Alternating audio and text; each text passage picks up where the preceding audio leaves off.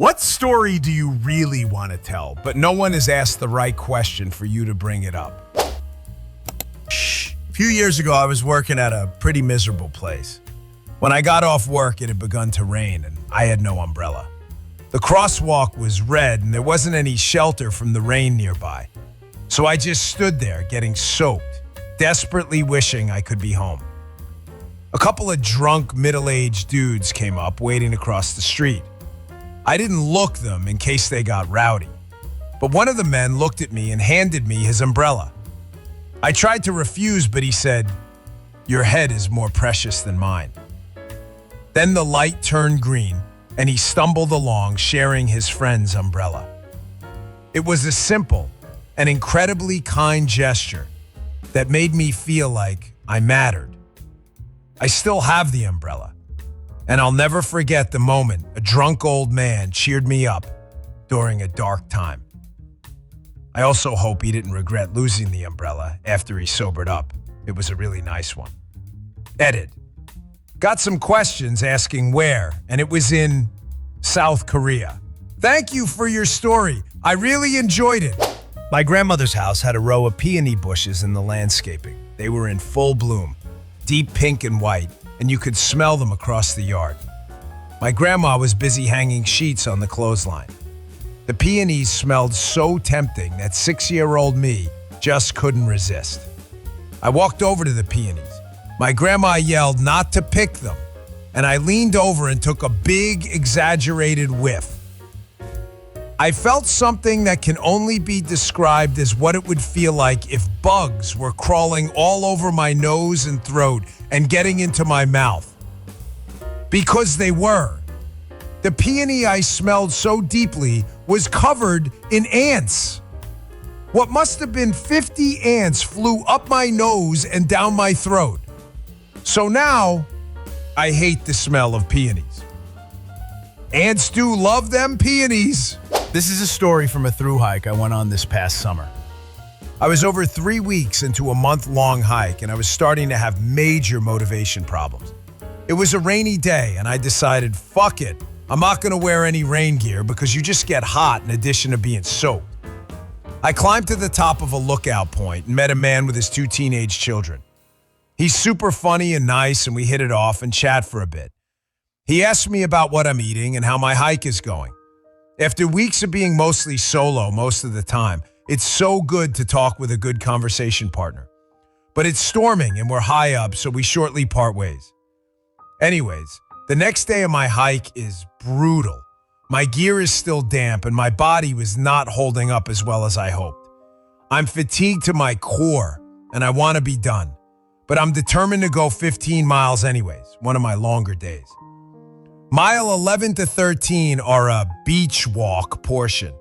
I thought, great, that'll be fun. Absolutely not. Walking through tiny beach rocks in hiking boots with a 40-pound back is hard as fuck. I dumped a full cup of rocks out of my shoes afterwards. I get to the end of the walk and there's a little bridge leading back towards the woods. On the bridge, there's a sign that says, lowest elevation point of the SHT, SHT being the trail. And I'm thinking to myself, I get it. Today is the worst day. God damn it, SHT. You bitch. You really know how to kick someone when they're already down.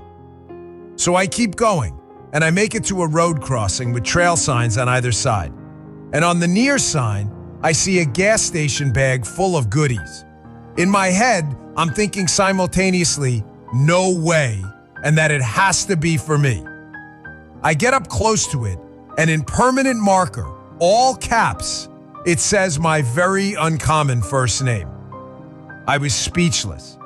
Inside, there was a full-size bag of kettle chips, a 24-ounce Coke, an apple, and an orange. The kindly man I spoke to asked me what food I missed most and how far I was going. I said potato chips and 15 miles. He delivered. Best day on the trail. I don't usually drink pop, but that Coke, still a little cold, was maybe the best thing I ever tasted. Doctor, I was having a really bad stretch of days on a through hike, and a kind stranger gave me an amazing, surprising gift and made my day. My grandfather was committed for alcoholism in the 1940s and stayed several years in a psychiatric hospital. Fast forward 60 years, and I'm touring that hospital for work reasons as I was part of the team planning its replacement. I heard horror stories of how patients were treated in the past. I never told anyone my grandfather was one of those patients. That's really sad. I feel for both of you. Thank you. He passed away more than 20 years ago. He was estranged from his family for many years after getting out. He eventually did quit drinking and lived a long but simple life. He was able to reconnect with most of his family later in life. I didn't know him well, but I do have fond memories of him and can see similarities with family members, e.g. my uncle looks a lot like him, and his sense of humor was of a particular kind. And I think I inherited some of that from him. I feel like a dork, but here goes. I didn't know what periods were until I had them. So when I was bunking a class when I was 10, I told my teacher I had a stomach ache, and she asked me if I had periods, to which I said, the next period is social studies. And she asked again, and I said the last period was the science period. She said NVM and told me to go off. The same year when we were going for a trip from school, when the guide teacher told us we had to take pads, I asked why we had to bring writing pads to my friend. She said sanitary pads. And I said, I don't know about y'all, but my exam pad is pretty clean. This reminds me of when I had my first period in middle school. I thought I had a bad bladder and tried all day to hold in my pee. Turns out it was my period. I didn't find out till I went home and my mom informed me. Wasn't freaked out or anything, but would have rather it been pee. I remember mine. It was started gym class and I felt so bloated and had a stomach ache. And I was like, WTF, why do I keep leaking pee? But because we were at the outside tennis courts and I felt so gross, I didn't go to the bathroom until gym was over.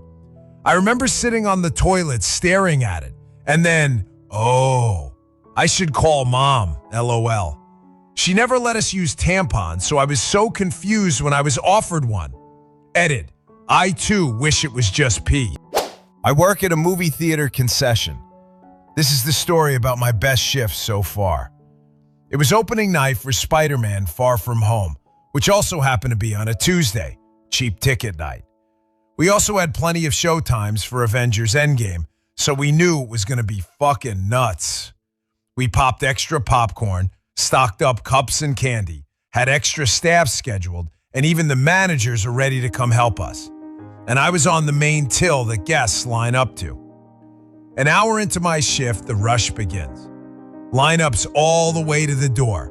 Everyone's rushing to fill orders, and I'm working my ass off with the biggest lineup. There's popcorn all over the floor, and I knew that cleanup afterwards was going to be a pain in the ass. Then something happened that just brightened my day. Just as the rush was dying down, Spider-Man and his girlfriend, not MJ, come up to my till and order. The guy had a full-blown Spider-Man costume for opening night. His girlfriend seemed like she just didn't want to be there, and he was just so hyped for the movie. It was honestly hilarious. I served them their food and drinks and gave them free butter. Say I liked his costume and told them to enjoy the movie. But it gets better. Another guy came in with an Iron Spider costume, the suit from Infinity War but without the golden claws. Came in but didn't order anything from concession. As I was cleaning up, I saw the guy in the Spider-Man costume go up to the Iron Spider costume, and they were like, yo, you dressed up too? Awesome, man. And they acted like best friends, even though they didn't even know each other. Later in the night, a group of guests were leaving the building, and I saw the two guys in costume chatting away like mad about the movie. The guy's girlfriend was just following behind them, and he didn't even acknowledge her. It was hilarious. Edit. Holy fuck, my first awards. I really thought this would end with them pointing at one another when they saw each other. Well, what story impressed you the most? Write in the comments about it. In the meantime, The stories from Hades for today are over. Subscribe to my channel and put a like if you want more crazy, scary, and sometimes funny stories. See you later. Bye-bye.